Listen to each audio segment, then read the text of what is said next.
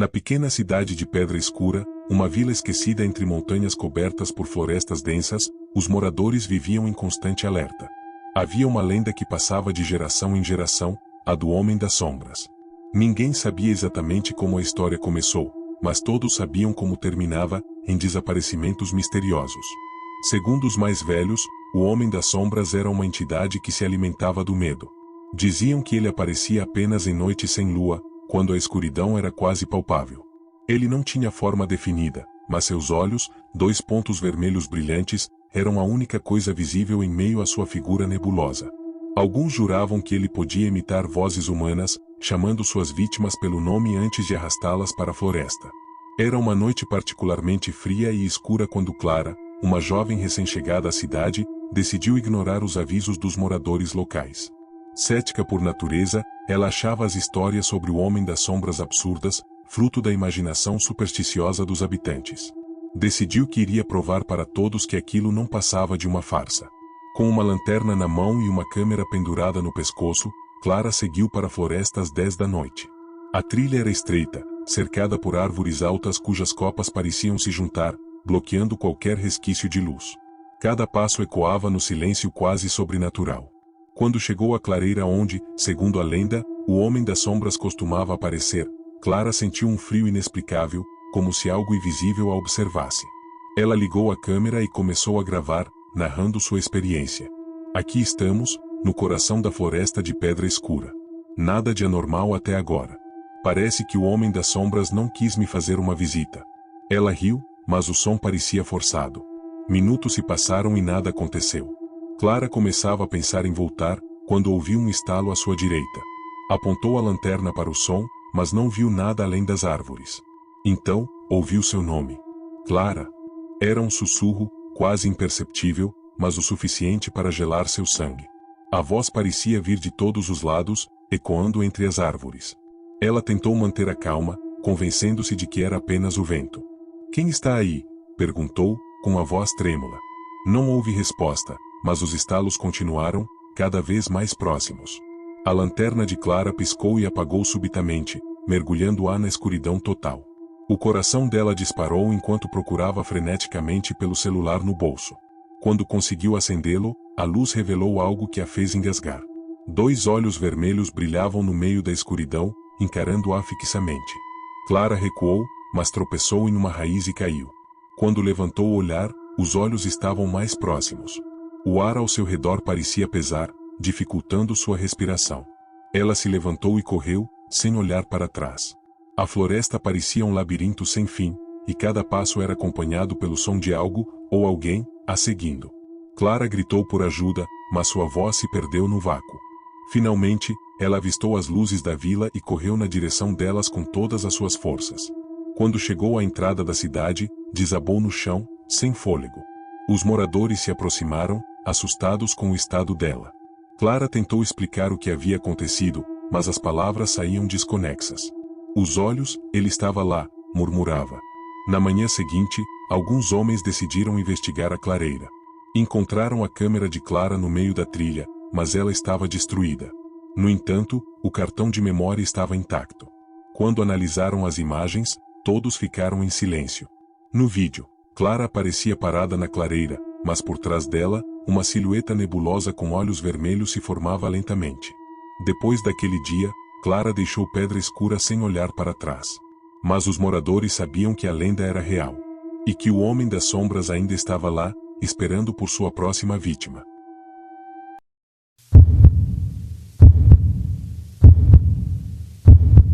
A lenda do elevador 15. Em uma metrópole cinzenta e fria, um antigo prédio comercial localizado na região central carregava histórias tão obscuras que muitos evitavam falar sobre elas. Conhecido como Edifício Aurora, ele havia sido, décadas atrás, um centro movimentado de negócios, mas com o passar dos anos, foi abandonado por suas empresas e se tornou lar de pequenos escritórios e serviços obscuros. Apesar de sua aparência decadente, uma história em particular tornava o lugar ainda mais sinistro, a do elevador 15. Funcionários que trabalhavam no edifício relatavam acontecimentos estranhos sempre que usavam aquele elevador específico. O prédio tinha 20 andares, e o elevador 15 era conhecido por ter um comportamento imprevisível. Ele parava em andares vazios, suas portas abriam e fechavam sem motivo aparente, e, ocasionalmente, pessoas que entravam sozinhas relatavam sentir como se alguém mais estivesse lá dentro. Tudo começou em 1987, quando um homem chamado Álvaro, técnico de manutenção do prédio, desapareceu enquanto trabalhava no sistema dos elevadores. Ele havia sido chamado para resolver um problema técnico justamente no elevador 15, que estava parando entre andares. Álvaro entrou para investigar, mas nunca mais saiu. Seus colegas encontraram suas ferramentas espalhadas no poço do elevador, mas nenhum sinal dele. Apesar de buscas extensivas, o corpo nunca foi encontrado, e o incidente foi arquivado como um desaparecimento misterioso. Desde então, os relatos começaram a se acumular. Uma das histórias mais famosas aconteceu nos anos 90, quando uma secretária chamada Lúcia trabalhou até mais tarde.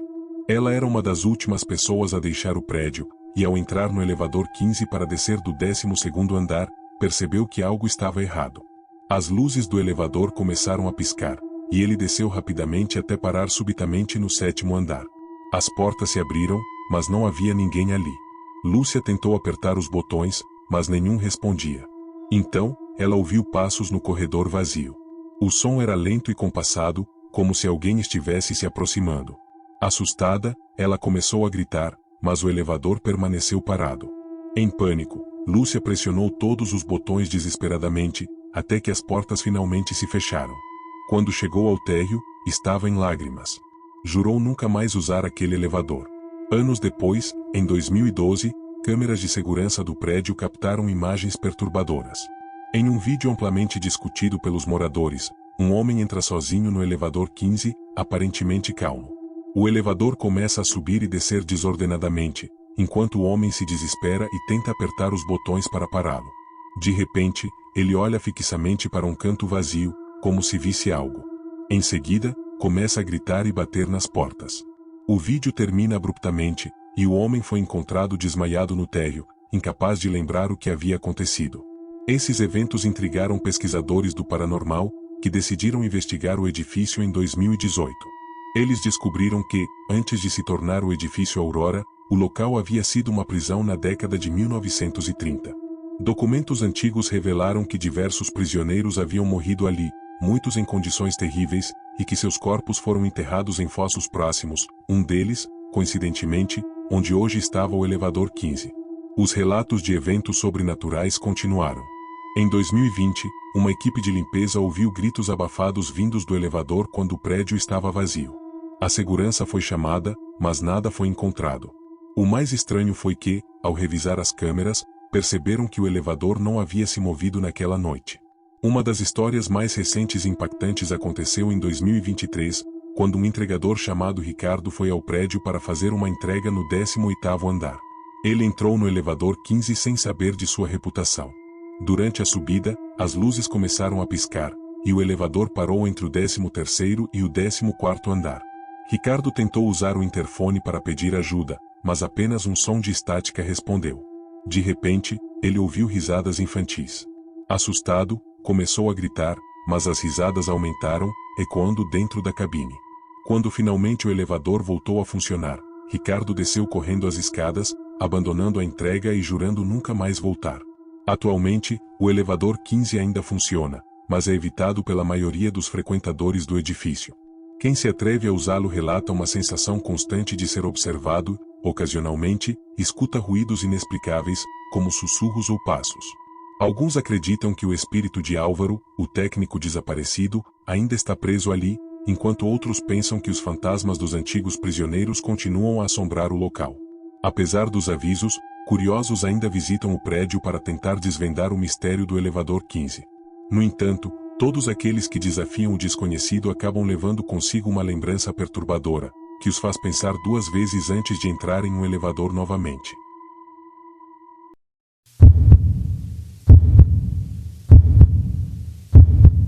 Escondida em uma região remota do interior, havia uma propriedade conhecida como Fazenda Velha. Ela estava abandonada havia mais de 50 anos, mas mesmo assim, seu nome ainda era sussurrado entre os moradores das cidades vizinhas. A fama do lugar vinha de uma série de eventos aterrorizantes que assombravam aqueles que ousavam atravessar seus portões enferrujados. A história da fazenda remonta ao final do século XVIII, quando foi adquirida por uma família abastada, os Montenegro. Eles se mudaram para a propriedade em busca de uma vida tranquila, mas em poucos anos, tragédias inexplicáveis começaram a ocorrer. Primeiro, os trabalhadores relataram ouvir vozes vindas do celeiro à noite, mesmo quando o local estava vazio. Depois, animais começaram a aparecer mutilados, seus corpos dispostos em padrões estranhos no meio do campo. A situação piorou quando a filha mais nova dos Montenegro, Clara, de apenas 8 anos, desapareceu. Segundo relatos da época, a menina foi vista pela última vez brincando perto do lago nos fundos da propriedade.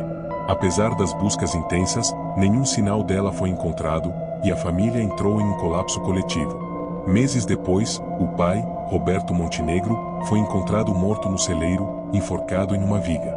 Antes de sua morte, ele deixou uma carta incoerente, na qual dizia que algo na fazenda estava controlando sua mente e que ele havia visto Clara à noite, caminhando pelos campos, mesmo sabendo que ela estava desaparecida.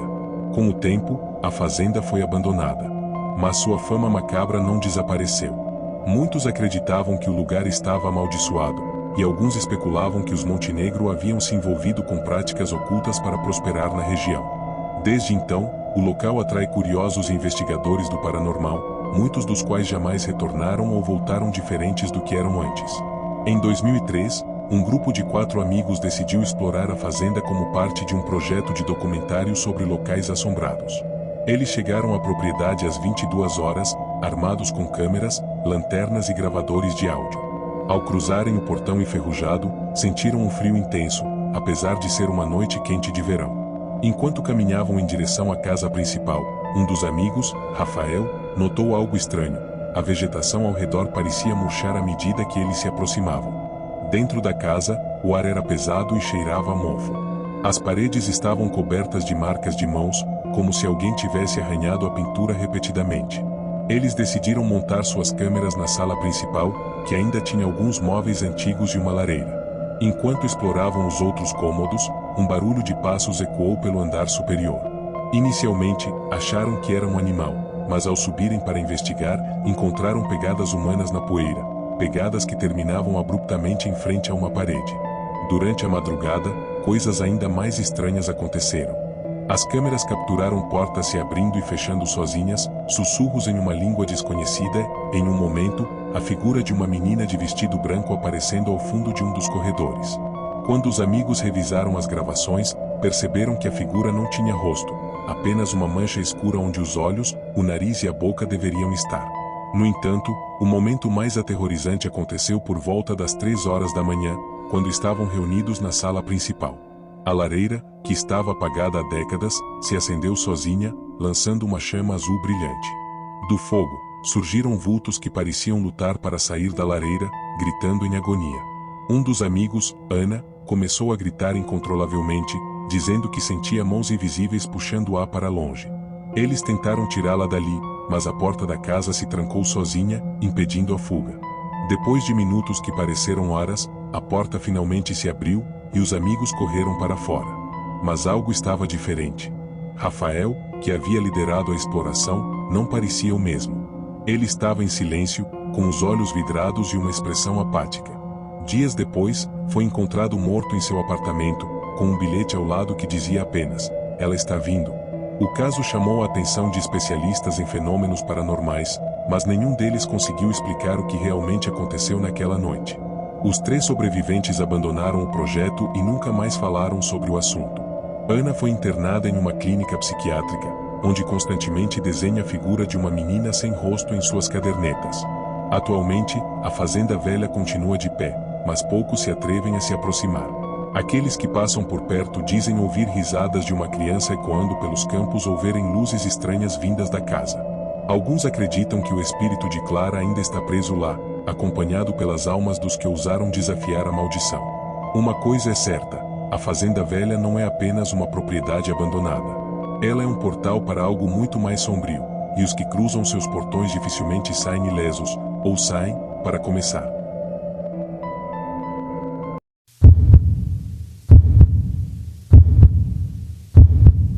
Em uma área remota do interior do Brasil, existe uma estrada estreita e sinuosa chamada Estrada do Solitário. Ela corta uma região montanhosa cercada por uma densa floresta, com árvores que se arqueiam sobre a via, formando um túnel natural escuro mesmo durante o dia. Poucos se aventuram por ali, exceto os moradores das vilas vizinhas, que usam o caminho como rota principal. Mas entre eles, há um consenso claro: evite a estrada à noite. A origem do medo remonta a uma série de eventos inexplicáveis que começaram na década de 1970.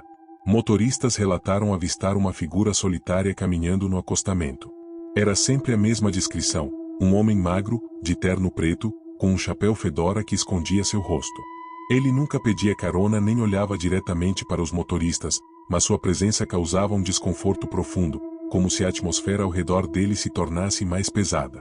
O evento que transformou a lenda em algo temido aconteceu em 1978, quando um casal, José e Maria Clara, desapareceu enquanto dirigia pela estrada. Eles voltavam de uma festa em uma cidade vizinha e nunca chegaram ao destino. O carro foi encontrado dias depois, abandonado em um barranco, com as portas destrancadas e a chave ainda na ignição. Nenhum sinal do casal foi encontrado, e o caso permaneceu sem solução. Anos depois, na década de 1990, um caminhoneiro chamado Ernesto teve uma experiência aterrorizante na Estrada do Solitário. Ele dirigia tarde da noite, transportando mercadorias para uma cidade próxima, quando avistou a figura do homem de terno no acostamento. Ernesto diminuiu a velocidade, intrigado, mas quando passou por ele, sentiu um frio intenso atravessar seu corpo. Olhou pelo retrovisor e viu o homem parado no meio da estrada, olhando diretamente para ele, olhos brilhantes que não eram humanos. Em pânico, Ernesto acelerou e não parou até chegar ao seu destino. Jurou nunca mais passar por aquela estrada. Com o tempo, os relatos se tornaram mais perturbadores. Alguns motoristas diziam que, ao passar pelo homem, seus rádios eram interrompidos por estática seguida de sussurros incompreensíveis. Outros afirmavam que, após avistá-lo, seus carros apresentavam falhas inexplicáveis, como se algo estivesse drenando a energia dos veículos. Em 2005, um grupo de amigos decidiu investigar a lenda. Eles eram jovens entusiastas do sobrenatural e planejaram atravessar a Estrada do Solitário à meia-noite, armados com câmeras e gravadores. Durante a viagem, tudo parecia normal, até que chegaram a uma curva particularmente fechada. O carro parou subitamente, apesar do tanque cheio e da bateria nova. Enquanto tentavam entender o que estava acontecendo, um deles, Felipe, avistou a figura do homem de terno ao longe. Ele apontou para os outros, mas quando todos olharam, o homem havia desaparecido. O grupo ouviu passos ao redor do carro, embora a estrada estivesse deserta. Um dos gravadores capturou uma voz baixa, quase um sussurro, dizendo: "Vocês não deveriam estar aqui." Em pânico, eles empurraram o carro até que ele voltou a funcionar e fugiram sem olhar para trás. Ao revisar as gravações, ouviram não apenas o sussurro, mas também uma risada baixa e perturbadora que nenhum deles lembrava de ter ouvido no momento. Mais recentemente, em 2019, uma mulher chamada Helena, que trabalhava como enfermeira em um hospital próximo, teve uma experiência que mudou sua vida.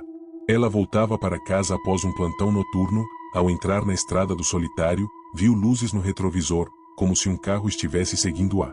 Mas as luzes sumiram de repente, e o homem de terno apareceu na beira da estrada. Encarando-a, Helena acelerou, mas o homem parecia acompanhá-la, surgindo em pontos diferentes da estrada como se estivesse se teleportando. Quando finalmente chegou em casa, desmaiou na porta. Desde então, sofre de pesadelos recorrentes envolvendo a figura. Pesquisadores e historiadores tentaram entender a origem da lenda. Descobriram que, na região onde a estrada foi construída, existia um antigo vilarejo que foi destruído em um incêndio no final do século XIX. Um dos poucos sobreviventes era um homem conhecido por sua obsessão com vingança, após perder toda a família no desastre. Alguns acreditam que ele fez um pacto sombrio para assombrar o local eternamente, buscando companhia em sua eterna solidão.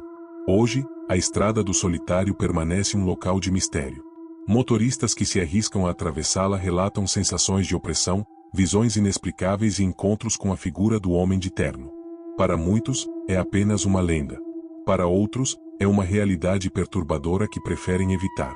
O que está claro é que, na Estrada do Solitário, o desconhecido sempre está à espreita, esperando por sua próxima vítima.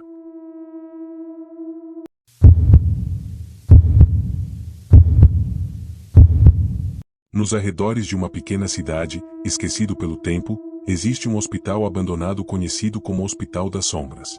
Construído na década de 1930, ele foi originalmente projetado para tratar doentes mentais, mas fechou as portas após uma série de eventos inexplicáveis e um incidente final que chocou a comunidade.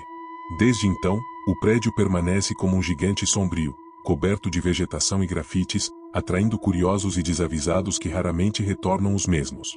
O hospital ganhou sua reputação macabra por causa dos desaparecimentos de pacientes. Arquivos antigos sugerem que mais de 50 pessoas foram registradas como desaparecidas entre 1940 e 1955, todas pacientes internados no local. Famílias que tentavam buscar respostas recebiam silêncio ou explicações confusas. Quando as autoridades finalmente investigaram, o diretor do hospital, Dr. Horácio Montenegro, cometeu suicídio, e os documentos do hospital desapareceram misteriosamente. Na noite do fechamento definitivo, em 1958, algo terrível aconteceu. Segundo testemunhas, os moradores ao redor do hospital ouviram gritos altos e desesperados vindos de dentro. Um cheiro insuportável de queimado tomou conta da área. Quando os policiais chegaram, encontraram apenas uma pilha de camas queimadas em um dos corredores e manchas escuras nas paredes que nunca foram identificadas. Desde então, o prédio ficou vazio, mas sua história continuou viva. Em 1987, um grupo de adolescentes resolveu desafiar a lenda local. Eram 5 amigos que, em uma noite de lua cheia, invadiram o hospital para provar que as histórias não passavam de mitos. Eles levaram lanternas, uma câmera e um gravador. Entraram pela porta principal, que estava escancarada, e imediatamente foram recebidos por um ar gelado e um silêncio absoluto. Os primeiros minutos foram tranquilos. Eles riam e brincavam, explorando as salas cobertas de poeira e grafites. Mas, ao chegarem ao segundo andar, tudo mudou. Um dos amigos, Carlos, sentiu algo estranho. Ele jurou ter visto uma silhueta parada no final do corredor, mas quando apontou a lanterna, não havia nada. Ignorando o aviso, o grupo continuou. Eles chegaram a uma sala grande, que parecia ter sido um auditório. As cadeiras estavam desordenadas, algumas viradas para o teto, e um cheiro forte de ferrugem impregnava o ar. Foi então que o gravador capturou algo que nenhum deles ouviu na hora, uma risada baixa e distorcida. Enquanto exploravam, um som de passos ecoou pelo andar de baixo. Pensando que poderia ser outro grupo de curiosos, desceram para verificar, mas não havia mais ninguém. No entanto, quando voltaram ao auditório, encontraram algo que os fez congelar. Todas as cadeiras estavam organizadas em fileiras perfeitas, como se uma reunião estivesse prestes a começar. Em pânico, decidiram sair, mas perceberam que as portas pelas quais haviam entrado estavam trancadas. Tentaram outras saídas, mas era como se o prédio tivesse mudado. Corredores que levavam a portas agora terminavam em paredes de tijolos. Foi então que ouviram a primeira voz. Era uma voz feminina, baixa e chorosa, vinda do terceiro andar. Apesar do medo, subiram para investigar, pensando que poderia ser outra pessoa presa ali. Ao chegarem ao andar superior, encontraram um corredor iluminado por uma luz azul fraca, mas não havia lâmpadas funcionando no prédio. No final do corredor, viram uma figura de costas, uma mulher de vestido branco, com cabelos longos e desgrenhados. Carlos chamou por ela, mas ela não respondeu. Quando se aproximaram, a figura se virou. Seu rosto era uma massa disforme, sem olhos, nariz ou boca, apenas uma pele esticada e sem expressão. O grupo correu em direção oposta, mas o prédio parecia brincar com eles, estendendo os corredores e mudando as portas de lugar. A noite foi um tormento. Eles ouviram sussurros nos corredores, sentiram toques gelados em suas peles e viram sombras movendo-se nas paredes. Um dos amigos, Júlio, desapareceu sem deixar rastro. Um momento ele estava ao lado deles, no outro, sumiu como se nunca tivesse estado ali. Por fim, ao amanhecer, encontraram uma janela aberta e conseguiram sair. Mas, ao olharem para trás, o hospital parecia diferente. As janelas estavam todas fechadas, e havia uma figura parada em uma delas, observando-os. Os sobreviventes nunca mais foram os mesmos. Júlio nunca foi encontrado, e os demais sofrem com pesadelos recorrentes, onde estão presos em corredores intermináveis com sussurros que os chamam pelo nome. O Hospital das Sombras continua lá, um monumento ao desconhecido e ao terror. Alguns dizem que ele não está apenas abandonado, mas vivo, um organismo que se alimenta do medo dos que se atrevem a cruzar seus limites. E, de vez em quando, moradores da região juram ouvir gritos abafados e risadas distorcidas vindas de suas paredes.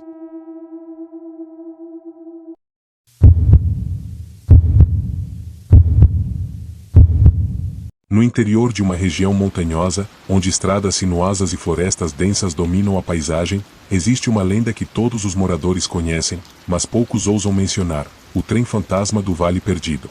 A história remonta ao início do século XX, quando uma linha ferroviária foi construída para conectar as pequenas vilas da região com a cidade grande. A ferrovia, no entanto, atravessava um vale conhecido por suas brumas eternas e eventos inexplicáveis. O trem, batizado de Expresso do Vale, era a principal rota para comerciantes, famílias e viajantes.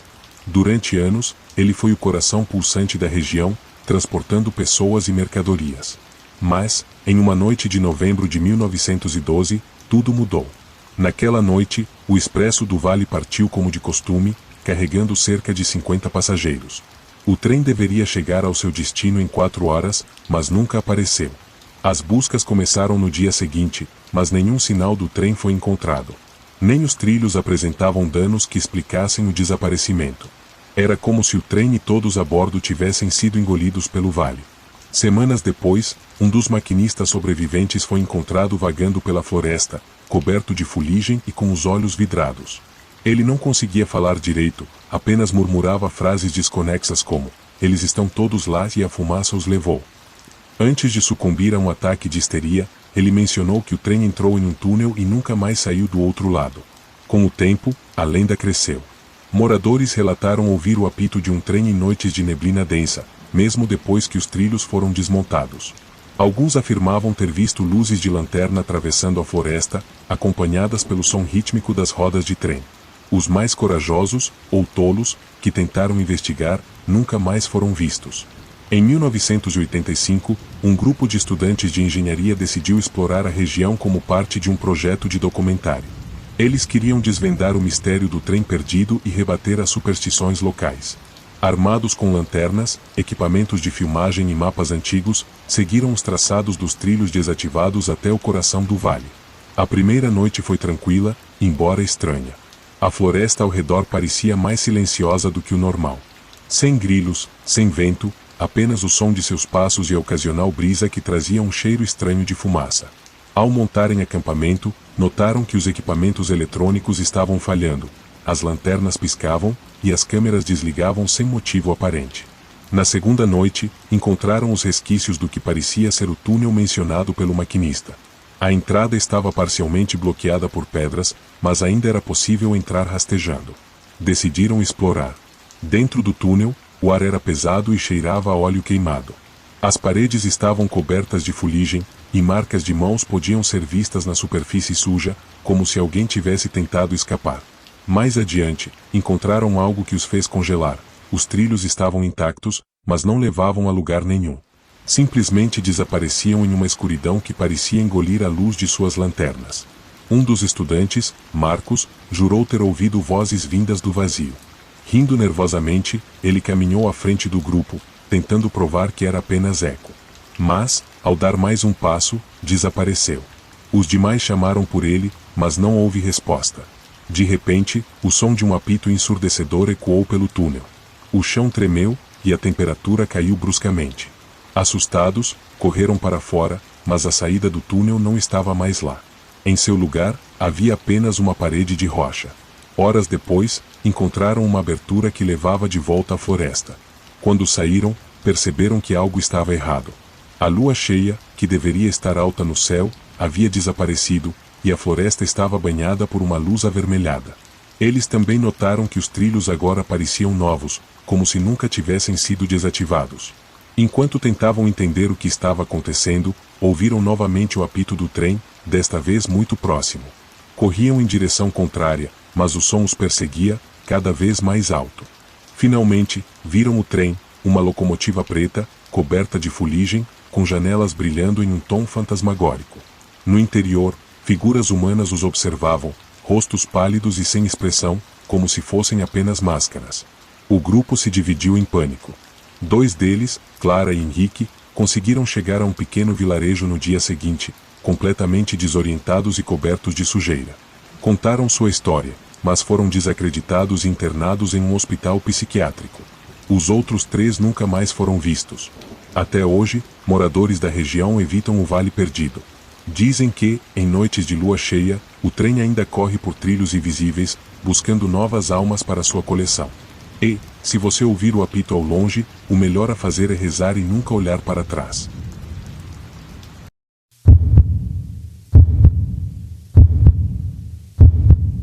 Era uma noite escura, sem lua, em uma pequena cidade no interior. Todos os moradores estavam acostumados com a calma e o silêncio, exceto pelo som das cigarras e o farfalhar das folhas nas árvores. Porém, havia algo estranho acontecendo naquela noite. As luzes da cidade começaram a piscar sem explicação, e um clima de tensão pairava no ar. Aqueles que estavam acordados e saíam para as ruas juravam ouvir passos pesados, como se alguém estivesse os observando. Naquela mesma noite, um jovem chamado Marcos, que havia acabado de se mudar para a cidade, resolveu dar uma caminhada para explorar os arredores. Ele não acreditava muito em histórias de terror, e estava curioso para ver o que mais a cidade tinha a oferecer. Ele caminhou pelas ruas desertas, observando as casas e o som das suas botas ecoando na estrada de terra. Mas, à medida que se afastava do centro da cidade, a atmosfera começava a mudar. O vento parecia mais frio, e o barulho das árvores tornou-se mais intenso, como se algo as estivesse sacudindo. Marcos parou por um momento e percebeu uma figura ao longe, um homem alto e encapuzado, vestido completamente de preto, com um terno esquisito que refletia uma luz estranha. O homem estava de costas, mas Marcos sentiu uma sensação incomodante de que ele sabia que estava sendo observado. Hesitante, ele continuou caminhando, tentando ignorar a presença, mas, ao dar um passo à frente, ouviu uma voz rouca e baixa que sussurrou seu nome. Marcos? Ele congelou. A voz não vinha de lugar algum em particular, mas parecia estar em sua mente. Seus olhos se arregalaram e ele tentou se afastar, mas algo o impedia de se mover. A cada passo que dava para trás, a figura do homem parecia se aproximar mais, seus passos ecoando como se ele estivesse sendo seguido. Você não vai escapar, disse a voz novamente, mais forte desta vez, e o som parecia emanar da própria escuridão ao redor. Marcos olhou para trás, mas a figura agora estava muito mais perto, a poucos metros de distância. Ele não conseguia ver o rosto do homem, pois o capô o cobria, mas sentiu um arrepio na espinha ao perceber que o homem parecia mais uma sombra do que uma pessoa real. O medo tomou conta de Marcos, e ele tentou correr, mas suas pernas não se moviam. Era como se algo invisível estivesse o segurando, impedindo de escapar. O homem de preto avançava, e seus passos ressoavam como um trovão no ar, cada vez mais próximos. De repente, Marcos se viu imerso em uma escuridão total. Não havia mais som, não havia mais luz. Ele estava sozinho, perdido no vazio. Foi quando uma mão gelada e esquelética tocou seu ombro. Marcos tentou gritar, mas sua voz foi engolida pelo silêncio. Ele sentiu uma pressão no peito, como se estivesse sendo comprimido por uma força invisível. A escuridão parecia consumir toda a sua energia, e o homem de preto finalmente se aproximou o suficiente para que Marcos pudesse ver seu rosto. Era uma face desfigurada, com os olhos negros como carvão, sem pupilas, e a boca aberta, revelando dentes afiados e podres. Ele sussurrou novamente, desta vez mais perto, em um tom que parecia vindo do além. Você veio até aqui por sua própria vontade, mas agora, você é meu. Marcos tentou se livrar, mas tudo que ele conseguiu foi cair de joelhos, a dor e o pavor tomando conta de seu corpo. Ele sentiu como se estivesse sendo levado para um lugar distante, para um vazio eterno. E foi assim que ele desapareceu naquela noite, sem deixar rastros. Os moradores da cidade nunca mais ouviram falar de Marcos. Contudo, de vez em quando, nas noites mais escuras, uma figura de terno preto pode ser vista vagando pelas ruas desertas, sempre observando aqueles que ousam caminhar sozinhos à noite. E sempre que alguém ouvir uma voz sussurrando seu nome, sabe que o homem de preto está perto, e que ele nunca deixa uma alma escapar. A lenda persiste até hoje, reza a lenda. Se você escutar seu nome à noite, é melhor correr antes que o homem de preto venha para buscar mais uma vítima para as sombras que ele habita.